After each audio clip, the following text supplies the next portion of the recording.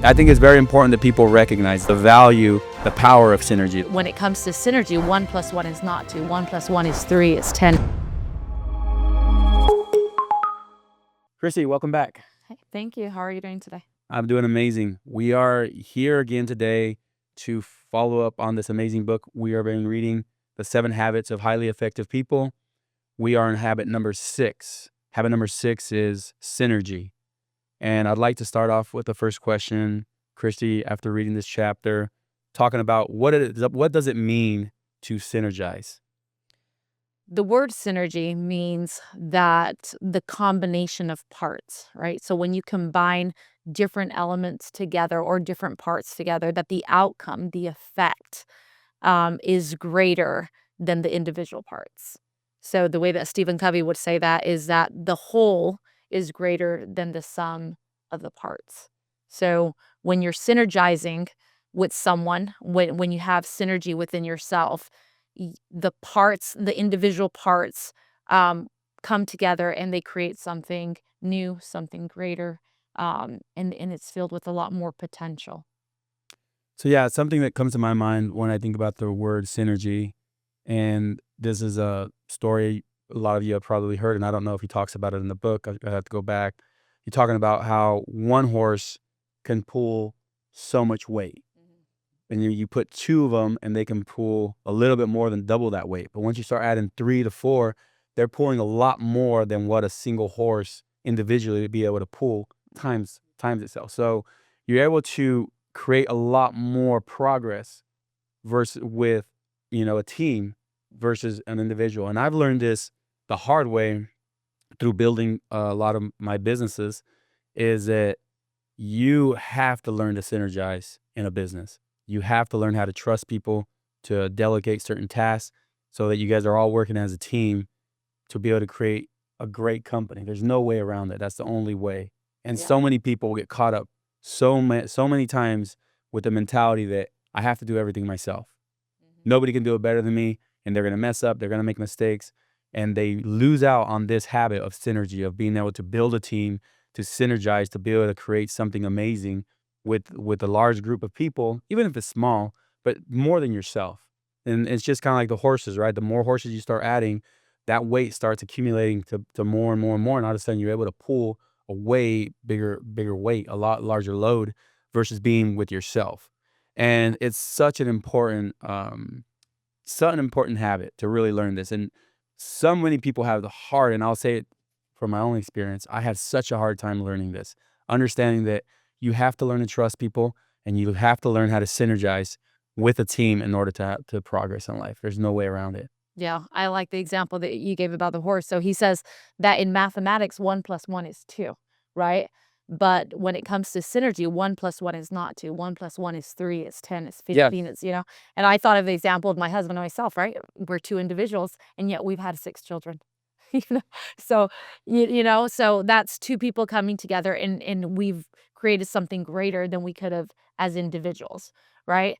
And so definitely when you work with people, you're able to create something new, something different, and more expansive.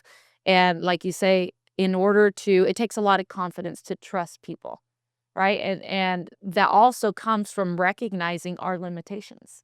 So when we don't value differences, when we feel like, hey, we know everything, and we only value our type of talent and the skills that we have, and we don't value other people, then we limit ourselves and we limit our team. Absolutely. And what you said there was key is trust. Being able to trust people to delegate certain tasks that you need them to do, and be able to trust them that they're going to do them. And it's very important that you understand that nobody's going to do the job just like you, Mm. but the big picture is to try to replicate yourself, right? And what I found out in my own experience during this, right, building up these teams and delegating certain tasks to certain individuals, sometimes these individuals would actually do the task better than I would do it. Yeah. But that's not always going to be the case. But my rule of thumb is if they can just do it 80% as good as I can do it, that's good enough, in my Mhm. opinion. If somebody can, and if somebody can do anything that you're doing, 80% is good, let them do it. But I found out many times that they sometimes do it better. Yeah. And there's people within my team that I could not do as good as job as they're doing. Mm, And I recognize it very well. Like we're not, that person is gold. We need to take care of that person. yeah. And I think it's very important that people recognize the value, the power of synergy, the power of knowing you don't have to do everything yourself. You need to depend and trust other people to help you create this whatever it is that you're trying to create with this business, this your with even within your family, right? When you're like you're saying, when you're building your family, you're synergizing between you and your husband, between you and your kids. You're creating these bonds, these relationships. You guys are all pulling in the same direction to try to accomplish whatever task that you're trying to accomplish. And that same applies to everything that you're doing. And I love this one. I had a really hard time as a young adult implementing it in my life because I've always had that mentality of I got to do everything myself because I can't afford somebody else to do it, or because no one's going to do it better because they're going to mess it up and I worked too hard to get this far, like to let somebody else let it fall or fail. And it took me a long time to break out of that. But once I did, my company was able to excel Yeah. in a lot of different Well, aspects. I think one of the keys is recognizing that to get to synergy, you have to be practicing the other habits, right? So if you're trying to synergize with someone that's irresponsible or someone that lacks discipline, you're not going to be able to get to synergy. It's really when we start living the other habits, right? The five other habits that we're able to get to this place where we can create something greater, right? So when people start taking responsibility, when people have a vision, when people, are figuring out how to execute their vision, and when you're seeking the good of others, and when you understand other people and you want the best for them, then you can get to this place where you can synergize. So I think a lot of times the fear is that you delegate to someone that was irresponsible, you know. Yes. So it's recognizing where they're at and where you're at. But essentially, we have to have those private victories within ourselves first before we can begin to synergize with others. Um, so I think that's where a lot of that fear comes from. Absolutely. Fear is something that's holding so many people back from doing this, practicing this habit of building up those team and trusting people. And what I found out the hard way is that most of the times that I reached out to people, or I had put my faith in people to either, put them in a situation to succeed, to perform a certain task. A lot of the times it creates finances, right? They want to borrow money because they want to build their team, their own little team to help you out. They're buying their tools, buying their equipment. I found out so many times that how honest people really are. Mm. Out of my whole entire life, I've had maybe one or two instances out of probably, thousands that I've dealt with where people were dishonest and they didn't come through. And that's a pretty good number considering how many people I deal with on a daily basis where I'm making deals to be able to put my trust in them to make sure that they're gonna come through, right? And that's what holds back people a lot of times practicing this habit of wanting to build that team and synergizing is fear. They're Yeah. so scared. They're so scared that their teammates, the people that they're adding to their team aren't gonna come through. Mhm. Well, because this habit is really a habit of discovery, right? When you're coming together to create something new, something different, you are essentially in discovery mode, right? It's an adventure, and it does take courage because you don't know what the outcome is going to be, right? Because you're bringing your strengths, they're bringing your strengths, but you also both have your weaknesses as Yes. well, right? So the hope is that their strengths will compensate for your weaknesses, and your strengths will compensate for theirs, and together you can create something greater, right? To maximize your potential, to unleash, the greater power within you. But yet at the same time, it really has to come from that place of confidence, and that place of trusting that they know and they have certain strengths that you don't. Yeah, it's really important what you just said. Making sure you're putting the right people in the right place, understanding what their skill sets are, and it's so important because exactly what you said, right? When you're synergizing, you're getting so many different ideas, and in order to have a good idea, the best way to have a good idea is to have lots of ideas, Yeah. and then choose the best ones from all of them. In my opinion, that's normally what I try to do whenever I'm trying to solve a problem. Is all right, give me 10 different ideas how to solve this problem, and I write them all down, and I'll go, these three are my top three. They're going to be the best to solve it. Yeah. And when you bring another person, now you have 20 ideas. You bring another one, you have 30 ideas. So now you have more options to choose from to have the best idea to solve that problem.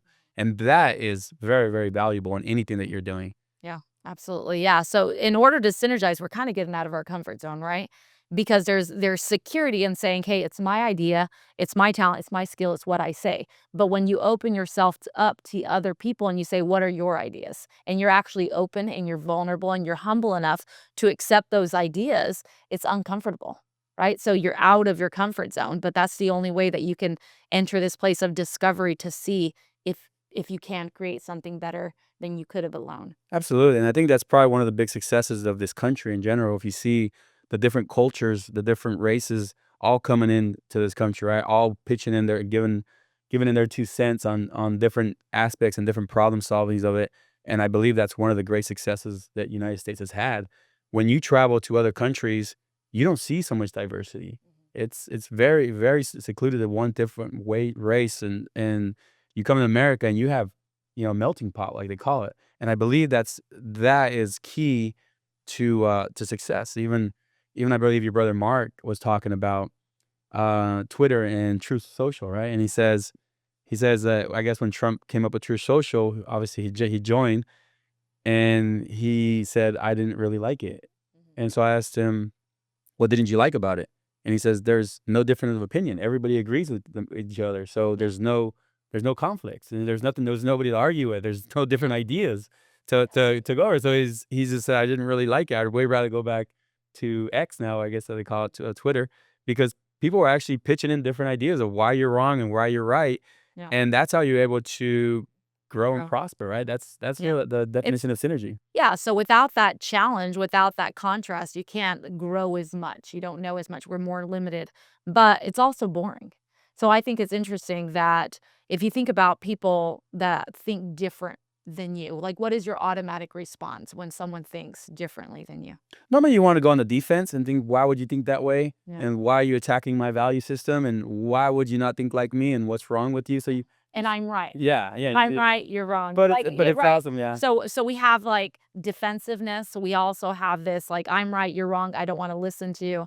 And then we also have um this perspective where we think we get intimidated or we don't respect their opinions. But if we realize that it's the differences that make it interesting, like if everyone's the same, then someone's not necessary. Like if we were both the same, what would be the point of the Yeah, conversation? well, nothing to Yeah. talk about. Where Yeah.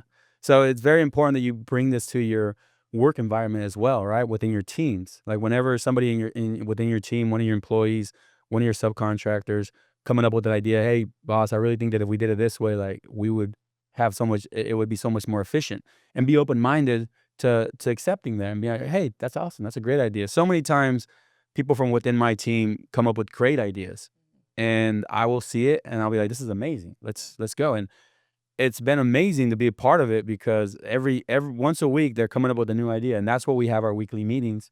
At that time, everybody pitches in their ideas. Hey, where are we struggling at? Where are we falling short?